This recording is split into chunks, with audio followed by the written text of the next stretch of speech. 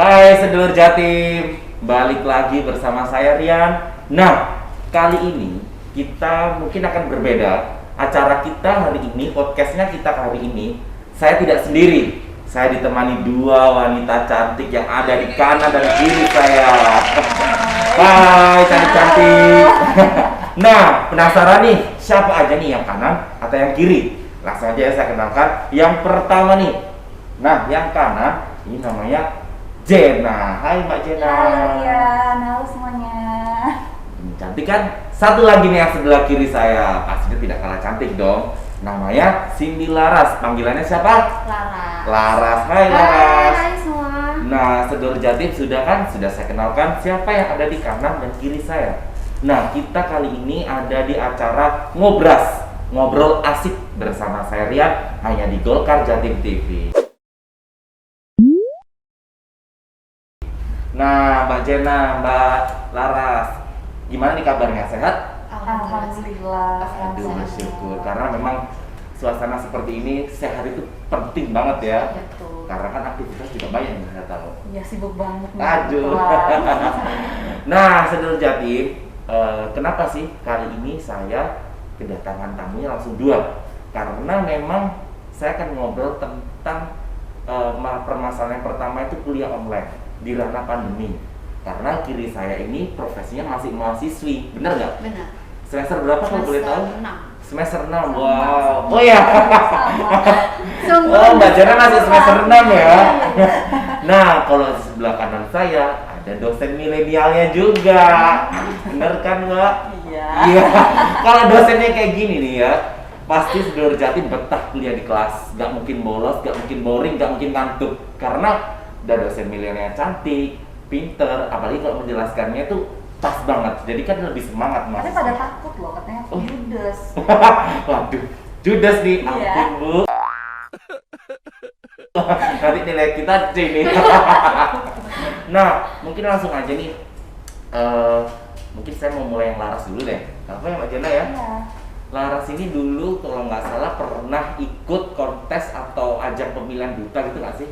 Iya, pernah. Itu kira-kira apa ya? Boleh kan kita biar sedulur Jatim di rumah tahu, wah, ini perempuan cantik ini kanan kiri saya bukan perempuan biasa. Mereka Wonder Woman yang aktif gitu loh. Gimana nih, bisa bagi lagi nggak? Jadi waktu tahun 2016 atau 2017 ikut pemilihan duta pariwisata di Jember. Kalau di sini nggak tahu ya, tapi kalau di Jember tuh namanya Gus Dani. Oh, kalau di sini Cak dan. Cak Dani ya Mbak ya? Karena kita sama orang Surabayanya. Tapi memang cuman sampai semifinalis. Oh. Gitu, jadi nggak sampai ke finalisnya. Oke, duta pariwisata, berarti kayak Duta Cak Neng pariwisata. gitu ya? Iya. Tahun 2017 2017 kalau. ya? Oke. Terus selain itu, aktivitas selain waktu itu sekolah atau kuliah, ikut apa aja sih? Aktif di bidang apa aja sih? Sebenarnya kalau sekolah itu nggak banyak aktivitas di luar. Jadi biasanya dulu tuh kalau sekolah ya udah sekolah, setelah sekolah pulang, atau kalau misalkan ada kegiatan kerja kelompok ya udah gitu. Jadi nggak ikut aktivitas di luar itu. Nah, aktifnya baru pas kuliah ini. Oh, gitu. Kalau di kuliah, selain kuliah nih Laras aktif apa nih? Soalnya saya dengar-dengar nih ya, Laras selain seorang mahasiswi nih, ternyata dia juga seorang aktivis. Dan juga aktif di organisasi kayak anti narkoba gitu kan ya? Iya. Nah, mungkin bisa cerita biar sedulur Jatim tuh mendapatkan inspirasi. Ternyata perempuan itu nggak hanya kuliah pulang, shopping, nyalon. Karena kan kebanyakan gitu ya Mbak ya? Nah, gimana nih Laras? Jadi kalau kuliah ini aku ikut 2 organisasi dulu. Jadi yang pertama BEM Universitas, dan yang Wow. kedua DFC di Ubara, Drugs Free Community. Oh, kuliahnya di Ubara ya? Iya, di Universitas Bayangkara Surabaya. Nah, kalau yang BEM itu memang nggak sampai setahun ya, karena ada pergantian pemimpin, jadi anggotanya dan semuanya tuh di-reshuffle ulang. Kayak kabinetnya gitu di-reshuffle ya? Kabinetnya di-reshuffle, akhirnya aku cuma ikut yang itu DFC itu gitu. Jadi di Drugs Free Community, di situ banyak belajar tentang narkoba dan segala macam jenis narkoba gitu, orang-orangnya gimana yang udah terjangkit narkoba lalu mereka bisa sembuh dan segala macam gitu. Jadi banyak belajar sih sebenarnya kalau ikut organisasi seperti itu. Yang mau saya tanyakan nih, bisa nggak sih bagi waktu? Sebenarnya bisa semua itu kalau menurut aku ya, semua tuh bisa kalau niat. Jadi kalau misalkan niat tuh. iya. Jadi kalau kalian Kalau nggak niat nggak bisa. kalau kalian bersungguh-sungguh pasti ada jalannya gitu. Pasti bisa lah ngebagi waktu, nge-manage waktu gitu. Cuman kalau kalian setengah-setengah ya pasti kan ada yang lebih diberatkan, pasti ada yang condong kemana gitu. Nah, Sedulur Jatim, tadi kan kita sudah mendengar pengalamannya dari rekan saya Laras nih. Sekarang ganti nih ya, sebelah kanan. Mbak Jena nih, Ya. yang saya tahu Mbak Jena ini kan kalau nggak salah yang saya ketahui nih ya model, muang, dosen, bener nggak sih? Iya, iya, Nah, benar. dari 3 profesi itu nih, apa nggak susah bagi waktu? Apalagi kalau nggak salah kan Mbak Jena juga jadi pengurus salah satu organisasi juga kan? Betul. Nah itu gimana nih Mbak Jena? Sebenarnya memang padat banget ya, Senin ketemu Senin lagi. Sabtu Minggu juga nggak ada libur sebenarnya seperti itu. Tapi karena aku menjalani enjoy, ya aku asik-asik aja. Tapi aku juga ngebagi waktu kalau malam aku udah di rumah sama anak. Oh, Dan gitu. fisik juga harus kuat gitu. Tetap ya keluarga juga harus prioritas ya, betul kan? Sekali. Terus Mbak, Mm-mm. yang saya mau tanyakan nih, ada nggak sih, pernah nggak sih sempat bentrok atau gimana ya? Intinya sama-sama bertabrakan lah jadwalnya. Pernah nggak kayak gitu? Terus solusinya gimana? Makanya aku selalu sedia yang namanya agenda. Jadi agenda aku tuh ya kegiatanku selama sebulan itu apa aja. Nah, yang udah booking duluan nih, misalnya kerjaan yang udah booking duluan nih, itu yang aku prioritasin. Walaupun sebenarnya duitnya lebih banyak yang sebelah sana gitu, tapi aku lebih memprioritaskan yang Siapa yang duluan gitu ya? Berarti profesionalitas. ini dapat salah satu pesan juga sih buat aku dan teman-teman Sedulur Jatim di rumah. Berarti kita tuh perlu loh buat agenda gitu ya. Karena untuk sekedar mengingatkan juga bisa, juga sebagai list kita gitu ya Mbak ya. Di handphone juga udah bisa kan, ada kalendernya juga, Oke. cuma tinggal kasih notes doang. Nah sekarang kita lebih menjurus nih Sedulur Jatim, pertanyaan saya nih. Kan Mbak Jena sekelas model, muang, dosen, terus juga ngurusin keluarga. Kok bisa sih sampai masuk ke organisasi yang arahnya ke politik? Bisa nggak berbagi atau sharing lah biar teman-teman Sedulur Jatim di rumah itu tahu? Nah sebenarnya waktu aku masih seumuran Laras ya, jelas aku nggak pernah mikir sih bakal masuk ke organisasi politik. Dulunya aku aktif di organisasi charity sih lebih tepatnya, tapi ya aku nyaman di situ. Kemudian aku juga ikut duta wisata, aku juga pengurusnya juga. Oh, duta wisata juga. Dan nih Wah mantap. sampai sekarang. Iya. Ini 2 orang cantik-cantik, saya duta apa ini? Nah itu. Duta sampo ya. Kemudian ya udah terus lihat kok banyak ya anak muda sekarang tuh yang sudah terjun ke politik, pengen gitu, tapi ini belum tahu nih mau kemana pada saat itu. Arahnya mau kemana masih belum tahu ya. Masih belum tahu, terus linknya kemana. Mungkin memang temanku yang terjun politik banyak, tapi belum ada yang ngajakin. Sampai one day ada yang ngajakin nih, terus kayaknya aku juga suka nih sama partai itu gitu. Jadi ya udah deh aku join, dan ternyata aduh aku nyesel banget gitu. Misalnya kenapa nggak dari dulu aja gitu. Akhirnya sampai sekarang ya. Sampai sekarang ketagihan kan. Oke, ketagihan. Nah, berarti setelah nih ikut organisasi yang ke arahnya politik, menurut Mbak Jena sendiri, apakah masih seperti mindset kita atau mindset Mbak Jena yang dulu masih ngomong kayaknya nggak mungkin banget, atau pasti kan sudah punya sudut pandang politik itu gimana sih, gitu kan? Dulu itu pasti punya, dan sekarang kan sudah beda karena sudah ikut. Nah, yang saya mau tanyakan, menurut Mbak Jena nih, sudut pandang dari Mbak Jena, politik itu kayak gimana sih?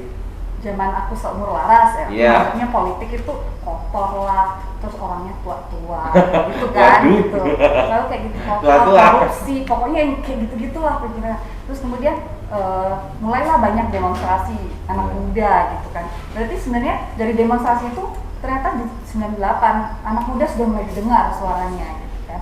Terus akhirnya politik mulai merubah saya, dan aku ngerasa generasi sekarang itu kan masih fresh nih pikirannya. Iya benar. Jadi ketika misalnya generasi milenial masuk ke politik, itu akan membawa ide-ide baru yang brilian dan demi masa depan bangsa. Jadi sebenarnya milenial itu sangat penting terjun ke politik. Bahasanya cakep banget, Sedulur banget Jatim. ya. Nah juga Bu dosen. Jadi beda lah ya Laras ya sama kita kan Kata-katanya udah lebih banyak ya, ini kan? lebih tertata, lebih enak, adem gitu kan kita dengarnya. Jadi ketika dapat penjelasan politik dari Mbak Jena itu bukan yang masih kaku gitu. Aduh, enak banget sih Bu dosen. Dan dosen tuh harus dekat sama mahasiswa juga. Iya bener banget. Benar. Bener, kadang tuh kan dosen terlalu ya. Iya. Gimana gitu kan? Cara Kita harus penyampaiannya ngikutin juga. sosmed juga. Ya, punya Instagram jelas harus aktif. Intinya harus ngikutin juga Ngikutin eranya zaman, milenial gitu ya. kan. Nggak bisa Era kolot milenial gitu ini ya. sekarang tuh informasi sangat cepat sekali ya. Maksudnya anak muda sangat mempengaruhi anak muda. Jadi kalau misalnya satu masuk sini, yang lain kayaknya latah gitu. Jadi orang yang mau ikut ke politik ngeliat dari sosmed itu dari aku juga pengen. Banyak yang DM aku sekarang ini. Wow, berarti Gitu. di luar sana teman-teman Mbak Jena juga banyak yang tertarik nih mau pengen Iya, gabung ke betul. organisasi yang politik. Betul, banyak banget. Oke. Nah, ini mau tanya nih, kalau semua ada jalannya atau rezeki ternyata Mbak Jena bisa masuk lebih dalam lagi ke ranah dunia politik atau jadi pengurus partai, gimana? Siap atau enggak? Wah, ya harus siap dan Wah, sebenarnya harus siap nih. kita kalau masuk ke satu Wah. organisasi kita harus Ini jago, ya kan? Salut karena Bu dosen sudah siap. Sudah siap betul. Promosi ya. Iya promosi nih. Tenang 2024.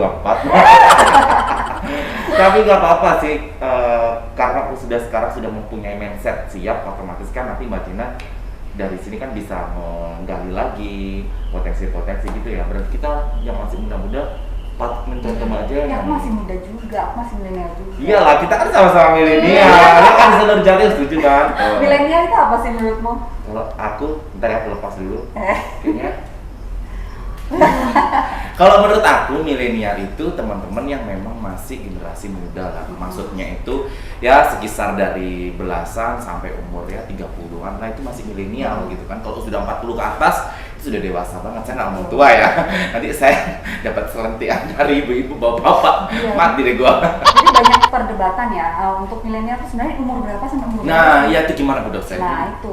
Nah, yang saya tahu itu kelahiran 80 sampai 2000-an itu kaum milenial. Jadi maksimal itu umur 38. Jadi aku masih masuk milenial. Kita juga dong. Ya, dan berarti kita bertiga nih sama-sama milenial. Iya, Waduh, betul. setur Jatim. Berarti tadi kita sudah banyak banget nih tanya beberapa sharing atau pengalaman dari Mbak Jena. Mulai dari pengalamannya, terus kemudian sudut pandang tentang politiknya. Nah, yang saya mau denger nih, mungkin ada pesan nggak sih Mbak Jena buat teman-teman milenial yang sederajatnya ada di rumah, gimana sih supaya mereka juga ikut tertarik masuk ke politik? Oke, buat kaum milenial, udah saatnya kita nggak apatis dengan politik ya. Betul. Karena kamu bukan lagi sebagai objek politik, tapi kaum milenial sekarang sebagai subjek politik juga yang menentukan kebijakan buat bangsa kita. Jadi kita menuju ke perubahan yang lebih baik. Kapan lagi kalau nggak kaum milenial yang turunnya? Bener banget. Kan? Masa yang itu terus? Ya, iya. Kan harusnya generasi baru lagi. Betul, dan budaya-budaya lama yang mungkin dianggap kotor itu bisa berubah, shifting sedikit demi sedikit. Oke. Ya ampun, bahasanya adem banget ya Ras ya. Waduh, cocok banget nih. Jangan lupa coblos. Terus apanya? Ya, oke, seluruh Jatim. Kalau nggak salah di sini Mbak Jena mau geser lagi ya. Iya nih. Aduh, model Ya, maaf banget semua ya. semuanya jadwalnya padat banget Ada ya. webinar, jadi saya harus jadi pembicara lagi. Jadi pembicara di Lagi. webinar. Wah, hebat banget nih Mbak Jena nih seluruh Jatim. Oke deh Mbak Jena, mungkin karena memang harus pamit, bisa pamit juga nih seluruh Jatim. Oke, Sidul Jatim pamit undur diri dulu, Iya. sampai ketemu lagi. Sampai jumpa Mbak Jena. Makasih ya udah meluangkan waktunya. Next time kita ketemu lagi. Iya, sampai ketemu ya. Dadah Mbak Jena. Bye bye. Hati-hati. Waduh, seluruh Jatim, nggak usah khawatir. Saya geser lagi ya. Kita geser nih. Boleh dong Oh ya. iya, iya. Sampai sana Pak. Oh, enggak. jangan jauh-jauh. Iya, iya. Nanti kita nggak masuk ke kamera. Nah, kenapa kita tetap masih lanjut? Karena kan masih ada Laras nih, saudara Jatim. Oh. Masa kita anggurin cantik-cantik kayak gini? Aduh, sudah biasa. Iya. Waduh, curhat nih kayaknya. Cantik-cantik dianggurin. Gini sih Laras. Nah, sekarang gantian nih dari sudut pandang Laras yang masih notabene masih seorang mahasiswi nih. Sudut pandang sekelas Laras yang masih mahasiswi tentang politik. Nah, itu kayak gimana? Mungkin bisa sharing. Jadi kita seluruh Jatim itu kadang itu kan mau menyampaikan sesuatu takut nih. Nah, mungkin diwakili oleh Laras. Oke. Boleh? Jadi sebenarnya kalau untuk politik ya, aku ada pandangan sebelum dan sesudah aku terjun di dunia politik. Ya bisa dibilang kan ikut organisasi politik. Kalau dulu tuh mikir politik tuh ya nakutin, terus terlalu berat lah istilahnya kan. Untuk kaum muda itu belum apa ya, intinya belum waktunya terjun di dunia politik. Biasanya kayak aduh ntar dulu deh umur sekian gitu. Tapi ternyata setelah aku tahu politik itu seperti apa, banyak hal yang bisa dipelajarin. Kayak misalkan strateginya, gimana caranya untuk mengambil hati masyarakat tapi dengan cara yang baik gitu. Ya gimana nih hati masyarakat nih? Sekarang kan biasanya di perempuan nih hatinya yang direbutin oleh para laki-laki. Nah, sekarang kalau dari segi Laras, gimana nih cara merebut hati masyarakat? Kalau aku biasanya tuh ngelihat dari itu ya, biasanya kan ada visi misinya dan segala macam, sesuai nggak sih sama apa yang dibutuhkan masyarakat, sama apa yang dibutuhkan bangsa ke depannya gitu. Jadi sebenarnya banyak hal yang bisa dipelajarin melalui politik gitu, dan setauku juga kalau kita mau memperbaiki bangsa berarti kita harus terjun di dunia politik, karena dari politik itu harus ikut ya, jangan cuma komentar ya. Karena netizen dong. Sangat julid banget gitu.